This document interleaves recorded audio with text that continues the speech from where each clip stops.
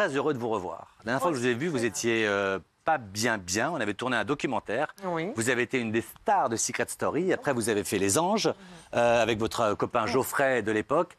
Mais vraiment surmédiatisé parce que vous avez une personnalité incroyable. Et au point que tout ça, vous vous êtes même séparés dans Les Anges de votre copain. Tout ça a pris des proportions énormes. Vous avez commencé à en souffrir énormément sans trop en parler. Et puis un jour, vous avez eu un accident de voiture assez violent qui a fait qu'il y a dû avoir de la chirurgie réparatrice. Exactement. Les gens vous ont vu sur les réseaux et vous ont insulté. Elle a fait de la chirurgie esthétique. Et là, on a été proche de la tentative de suicide, parce que je me souviens que je vous avais tourné pour une émission et vous m'aviez dit j'ai jamais été aussi malheureuse qu'à ce moment-là. Oui. Pas de cœur, toi. Alors aujourd'hui, vous faites quoi et comment vous vous sentez? En fait, avant de faire la télé, j'étais déjà infirmière de bloc opératoire. Donc j'ai dû me séparer de ce travail pour m'orienter vers du libéral parce que j'étais beaucoup trop reconnue au bloc opératoire. Et puis aujourd'hui, toujours infirmière, toujours infirmière libérale, mais je vis toujours les conséquences de la télé-réalité. On me reconnaît toujours énormément. Déjà, je suis toujours reconnue dans la rue, sauf qu'avant, j'étais adulée. Aujourd'hui, je me fais insulter de tous les noms. C'est une blague, mais pourquoi? Mais encore? Et pourquoi vous faites insulter? Mais quelle est la raison de l'insulte? Pourquoi les gens t'insultent comme ça? La transformation physique, pour ce que tu as retranscrit à la télé. Parce que je ressemble à rien, parce que infirmière et télé-réalité, ça ne va pas ensemble, tout simplement. Donc vous avez des patients qui vous le disent quand vous arrivez parfois? En fait, j'ai des patients qui ont changé d'infirmière, carrément. C'est une blague. Parce qu'en fait, il faut toujours en prouver 10 fois plus qu'une personne lambda. Je suis toujours obligée d'en faire 10 fois plus qu'une infirmière esthétiquement normale. aussi, maintenant. Enfin, suite à ton accident, malheureusement, tu as dû faire pas mal de chirurgie. Quand elle arrive avec sa blouse blanche, ses crolles comme ça, avec la chirurgie, on se dit qu'est-ce qui se passe? Sauf que maintenant, elle est magnifique. Et ma question aussi, c'est que dans Les Anges, mais on a tous fait des bêtises. Dans Les Anges, c'est vrai, vous aviez un rôle que vous entreteniez un peu, qui était un rôle un peu la méchante, la pétasse. Donc malheureusement, c'était un rôle, il faut que les gens le comprennent. Oui, c'est un rôle. Et puis bon, j'ai de toute façon mon caractère, on va pas se cacher. Heureusement que j'ai du caractère, parce que sinon, je pense qu'effectivement, je me serais flinguée. Retourner dans la lumière, plus jamais? Non, plus jamais.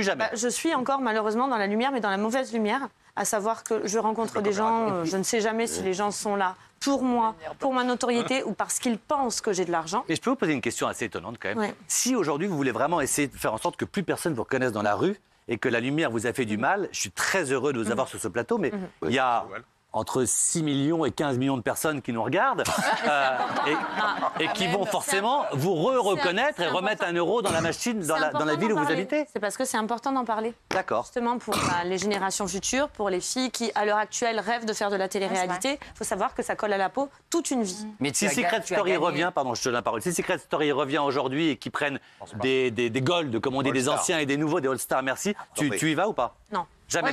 Moi, j'y vais. Non, mais Benoît. Déjà, moi, je suis... On doit peut-être gagner une deuxième fois. Non, mais c'est drôle parce qu'on a deux écoutes comme différentes. On a Véronique qui était équilibrée, qui n'a pas du tout souffert de ça. C'était une jolie expérience. Mais ça n'a rien à voir. Et toi... C'est pas les mêmes émissions, c'est pas les mêmes émissions. Mais c'est pas les mêmes personnalités, surtout. Non, ce que je voulais juste te faire dire peut-être à Véronique Mounier, c'est que moi, j'ai pas fait d'émission scandaleuse. Quand j'ai arrêté la télé 1 an, je vais vous dire la vérité, j'en ai souffert. Tout d'un coup, à 18h, j'étais sur mon canapé et j'avais une vie de mec de bureau, 9h, 18h. Et j'avais plus surtout ce petit shoot qu'amène la télé, qui est rigolo. Et je m'emmerdais. Ça amène un petit shoot d'adrénaline. Un sentiment On ne s'ennuie jamais. Tu vis l'absence comme un sentiment d'échec. Exact. Alors que c'est pas du tout un échec. C'est ça ma phrase. Deux fois, il y a des belles phrases. Mais oui, mais c'est pas du tout un échec. Mais parce parce en tout cas. Parce que vous êtes des showman, les mecs. Excusez-moi, attendez, pardon. Là, vous comparez Mademoiselle. Et Véronique, c'est une journaliste, elle est pharmacienne. Voilà, moi, j'ai bossé avec elle pendant 3 mois. Elle bossait comme une journaliste de base, comme moi à l'époque, j'imagine. Elle pensait pas à mon image, mon machin. Là, tu es complètement à l'inverse de ça, par définition, et c'est pas ta personnalité, c'est le taf que tu faisais. Voilà, on parle de deux choses différentes. Je peux comprendre que Véronique, elle arrête la télé, ça change pas sa vie. Alors, Spain, Benoît qui a gagné la Secret Story 4, mais quand je dis qu'il a gagné, rue de Rivoli, il fait des courses, la boutique... Pareil aussi, la boutique est fermée par la police tellement il y a une émeute.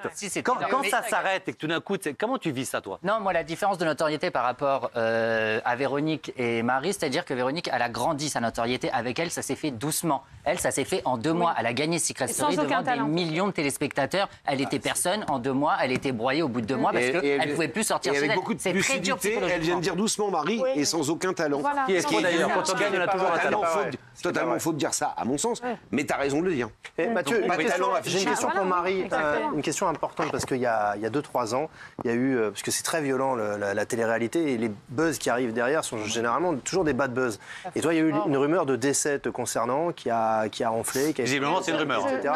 Oui, mais attends, non, mais c'était très sérieux. C'est-à-dire, moi, j'étais à Closer à l'époque, on cherchait par tous les moyens à la trouver. C'était un truc où on se posait vraiment des questions. Sur ce sujet, justement. Et je voulais t'en parler parce que est-ce que c'est un peu la goutte d'eau qui a fait déborder le vase? C'est les effets collatéraux de la télé-réalité. On a tendance à tomber sur des personnes complètement, pour parler vulgairement, cinglées. Et j'ai rencontré ce genre de personnes. Et pendant 3 ans, j'ai vécu l'enfer.